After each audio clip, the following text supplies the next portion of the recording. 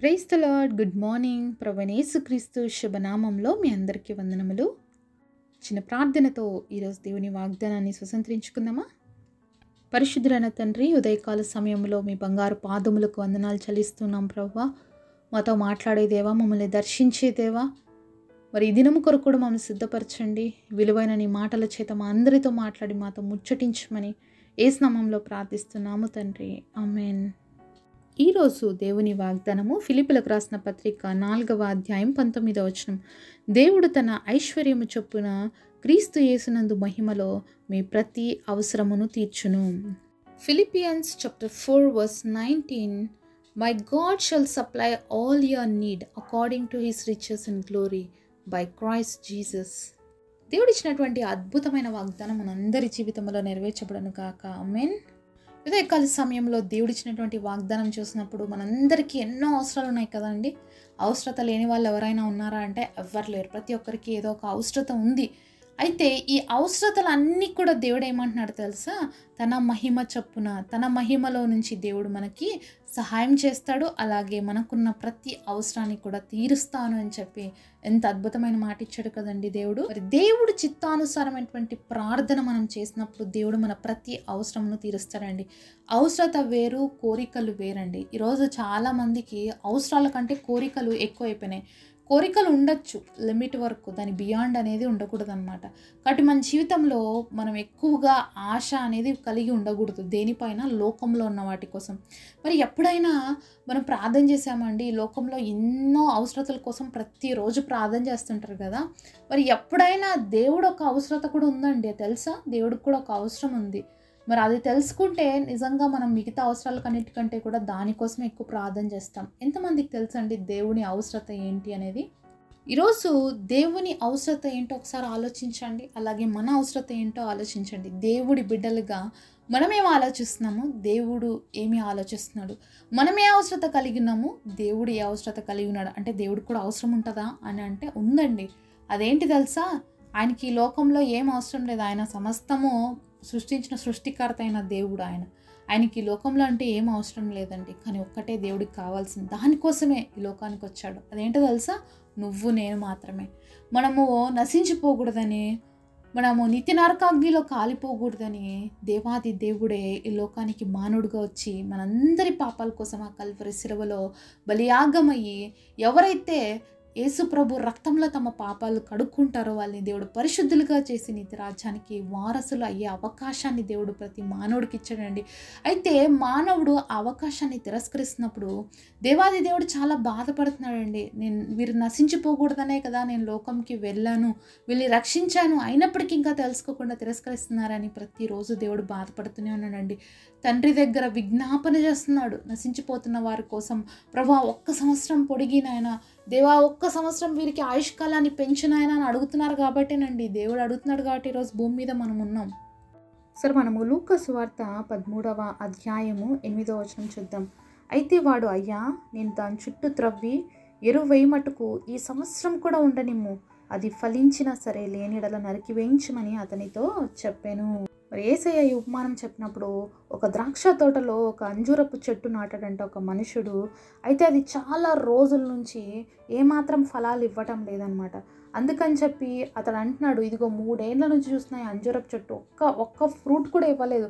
ఎందుకు దీనివల్ల ఈ ప్లేస్ వేస్ట్ అయిపోవాలి, దీన్ని నరికి పాడేయి అని చెప్పేసి అక్కడ ఉన్నటువంటి గార్డెనర్తో, ఆ తోటమాలితో అంటుంటే ఆ వ్యక్తి రిక్వెస్ట్ చేసుకుంటున్నాడు, అయ్యా ఇది 1 సంవత్సరం ఉండని, ఇంకా నేను దీనికి మంచిగా ఎరువు వేస్తాను, మరి ఈ సంవత్సరం అది ఫలిస్తే సరే, లేకపోతే నరికేద్దామని చెప్పేసి ఇక్కడ మరి ఆ గార్డెనర్, ఆ తోటమాలి ఆ యొక్క యజమానుడికి మొరపెడుతున్నట్లుగా చూస్తున్నాం. ఈ అవసరతతోనే యేసయ్య ఈరోజు మొరపెడుతున్నాడండి. ఇక్కడ ఉన్నటువంటి ఆ అంజరపు చెట్టు ఎవరో కాదు, మనల్ని ఎగ్జాంపుల్గా తీసుకుంటే ఇక్కడ ఉన్నటువంటి గార్డెనర్ ఎవరో కాదు, యేసయ్యని తీసుకుంటే మరి అక్కడ ఉన్నటువంటి యజమానుడిని మరి తండ్రి అయినటువంటి దేవుడు అయినటువంటి యెహోవాగా చూసినట్లయితే దేవుడు అంటున్నాడు, ఎందుకు ఇంకా భూమి మీద వీళ్ళు ఉండడం వేస్ట్, మరి వీళ్ళ లైఫ్ అంతా కూడా ఏ ఫలాలు లేకోకుండా, ఏమో ఉపయోగం లేకోకుండా బతికేస్తున్నారు వీళ్ళు, ఈ ఇయర్ ఎండ్ చేసేద్దాం వీళ్ళ లైఫ్ని అని అన్నప్పుడు యేసయ్య ప్రతిసారి దేవుడి దగ్గరికి వెళ్ళి అడుక్కుంటున్నాడు, అయ్యా 1 సంవత్సరం ఉండని అయ్యా, ఇది 1 సంవత్సరం వీళ్ళని బ్రతకని అయ్యా అని చెప్పి దేవాది దేవుడితో మనపక్షంగా విజ్ఞాపన చేస్తూనే ఉన్నాడు. ఈరోజు ఇంత విరివిగా స్వార్థ ప్రకటించబడ్డానికి, ఇంకా అనేకులు భూమి మీద బ్రతికుండడానికి యేసయ్య తండ్రితో మొరపెడుతున్నాడు కాబట్టేనండి ప్రతి ఒక్కరి లైఫ్ అనేది మనకి ఎక్స్టెండ్ అవుతా ఉంది. కాబట్టి దేవుడు ఎక్స్టెండ్ చేసినటువంటి ఈ లైఫ్ని మనం దేవుడి కోసం వాడదాం. ఫలాలు లేనటువంటి వృక్షంలాగా బ్రతికకుండా ఫలించేడు వారముగా మనం ఉండడానికి మనందరికీ దేవుడు సహాయం చేయాలని ఎదురు చూస్తున్నాడు. కాబట్టి మనం కూడా ఫలించేటువంటి చెట్టుల్లాగా దేవుడి సన్నిధిలో సిద్ధపడదాము. మరి నేను అనుకుంటున్నాను మీ అందరికీ అర్థమైంది అని. ఎందుకంటే దేవుడు అవసరత ఏంటి అంటే, దేవుడికి కూడా అవసరాలు ఉంటాయి అంటే, దేవుడికి పర్సనల్గా ఏం అవసరాలు లేదండి, మనమే దేవుడు అవసరత. మనమే నిత్య రాజ్యానికి పోవడానికే దేవుడు ఆశతో ఎదురు చూస్తున్నాడు. కాబట్టి ఈ పనిలో మనం అందరం భాగంగా ఉండాలని దేవుడు ఆశిస్తున్నాడండి. మరి రోజు ఎన్నో సంవత్సరాల నుంచి నీ కుటుంబం కోసము, నీ పిల్లల కోసము, నీ ఫ్యామిలీ మెంబర్స్ కోసము, మరి నీ స్నేహితుల కోసమే నువ్వు ప్రార్థన చేస్తున్నాము. కానీ కొంచెం ఎక్స్టెండ్ అవుదాం, ఇంకా కొంచెం బయటికి వెళ్దాం. మన ఇరుగు పొరుగు వారి కోసం, మన ఆఫీస్లో ఉండే వాళ్ళ కోసం, మన కొలీగ్స్ కోసం, అలాగే మన దేశం కోసం, మన దేశ నాయకుల కోసం, మన దేశ ప్రజల కోసం కూడా ప్రార్థించేటువంటి భారం నా మీద ఉంది అని గుర్తిరగడం చాలా అవసరం అండి. ఇన్ని రోజులు నీ అవసరతల కోసమే, నీ సొంత పనుల కోసమే దేవుడికి ప్రార్థన చేస్తున్నావేమో.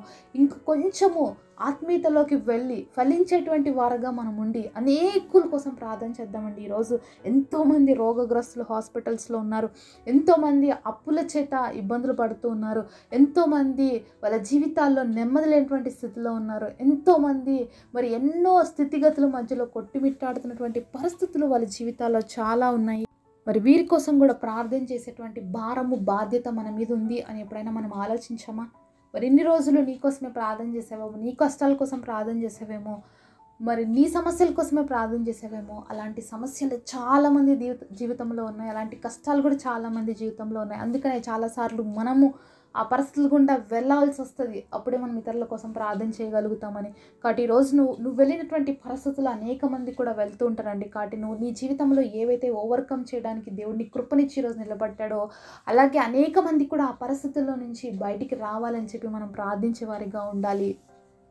ఎప్పుడైతే మనం ఇతరుల కోసం ప్రార్థన చేస్తామో అండి, దేవుడు ఆటోమేటిక్గా మన అవసరతల్ని కూడా ఫుల్ఫిల్ చేస్తాడు. ఎందుకంటే మరి దేవుడు ఐశ్వర్యవంతుడు, ఆయన సమస్తాన్ని సృష్టించిన దేవుడు అండి. ఆయనకి మరి ఆకాశపు వాకిళ్ళు విప్పి పట్టజాలైనటువంటి దీవెనలు మనకి ఇవ్వగలిగిన శక్తివంతుడు అండి.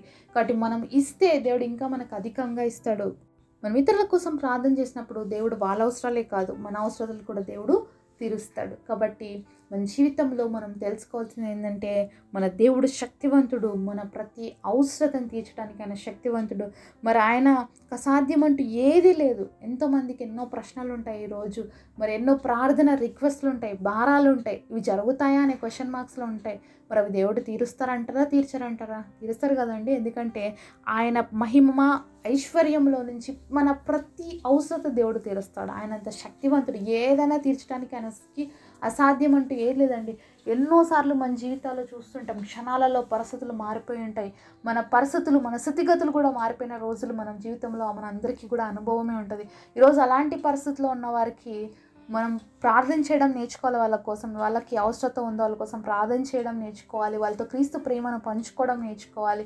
మరి దేవుడు వాళ్ళని ఎంతగా ప్రేమిస్తున్నాడో తెలియజేసేటువంటి భారం, బాధ్యత మన మీద ఉంది. దేవుడి అవసరతాన్ని గుర్తిరిగి మనం చేయాలి. అలాగే ఇది మన మీద ఉన్నటువంటి భారము, భూలోకంలో మనల్ని దేవుడు ఎందుకు ఉంచాడు అన్నటువంటి జ్ఞానంతో మనం నడుచుకోవాలి. ఇంకా ఈరోజు మనం ఉన్నాము అంటే దేవుడు పని చేయటానికి, అది దేవుడు మనకి ఇచ్చినటువంటి గొప్ప ఆధిక్యత. కాబట్టి ప్రతిరోజు కూడా ఇతరుల కోసం ప్రార్థన చేద్దాము, దేవుడి సన్నిధిలో వాళ్ళ కోసం మనం మొరపెడదాము. అలా చేసినట్లయితే తప్పకుండా మీ జీవితాల్లో కూడా మీరు ఏ అవసరతల్లో ఉన్నారో అవన్నీ కూడా తప్పకుండా పొందుకుంటారు. ఇతరుల కోసం ప్రార్థన చేయాలి, మన కోసం కూడా మనం ప్రార్థన చేసుకోవాలండి. అంటే ముఖ్యంగా అందరి కోసం మనం ప్రార్థన చేయాలి, లాస్ట్కో మన కోసం మనం ప్రార్థన చేసుకోవాలి. కానీ ఈరోజు మనం చాలాసార్లు మన కోసమే ఫస్ట్ చేసుకుంటాము, మిగతా వాళ్ళ కోసం లాస్ట్లో చేస్తాం. కానీ ఈరోజు నుంచి మనం ప్రార్థన జీవితాన్ని మార్చుకుందామా? అందరి కోసం మనం ప్రార్థన చేద్దాం. చివరిగా మన కోసం మనం ప్రార్థన చేసుకుందాము. తద్వారా మరి దేవుడు ఇచ్చేటువంటి గొప్ప ఆధిక్యతను పొందుకుందాం. మనం 5 fingers ప్రేయర్ అని ఉందండి. మరి దేవుడి చిత్తమైతే మరొకసారి ఈ ప్రేయర్ గురించిన విషయాల మీద షేర్ చేసుకుంటాను. మరి కాబట్టి ఇప్పుడు ఏవైతే మనం విన్నామో ఇతరుల కోసం ప్రార్థన చేయాలని, ఎవరైనా నీ దగ్గరకు వచ్చి ప్రార్థన చేయమని అడిగినప్పుడు దయచేసి వాళ్ళ కోసం ప్రార్థన చేయండి. మరి దేవుడు వాళ్ళ అవసరతలు తప్పకుండా తీరుస్తాడు, అలాగే మీ అవసరతలు కూడా తీరుస్తాడు. ఈ గొప్ప వాగ్దానం మనందరి జీవితంలో దేవుడు నెరవేర్చునుగాక. పరిశుద్ధులైన తండ్రి, మీరు మాతో మాట్లాడిన ప్రతి మాట కొరకే వందనాలు తండ్రి. మీరు ఇచ్చినటువంటి అద్భుతమైన వాగ్దానం బట్టి మీకు స్తోత్రాలు అయ్యా. ఈరోజు మీ అవసరత ఏంటో మేము తెలుసుకున్నాము ప్రభు. అందుకోసం పని చేయటానికి మా అందరినీ సిద్ధపరచండి. అనేకుల్ని తండ్రి క్రీస్తు వైపుగా నడిపించేటువంటి కృపను మాకు ఇవ్వండి. అలాగే మీ మహిదైశ్వర్యంలో నుంచి మా ప్రతి ఒక్కరి అవసరతలు తీర్చి నాయన నీ నామానికి మహిమ ఘనత తెచ్చుకొనమని నజరేయుడైన యేసు నామంలో ప్రార్థిస్తున్నాము తండ్రి. ఆమేన్.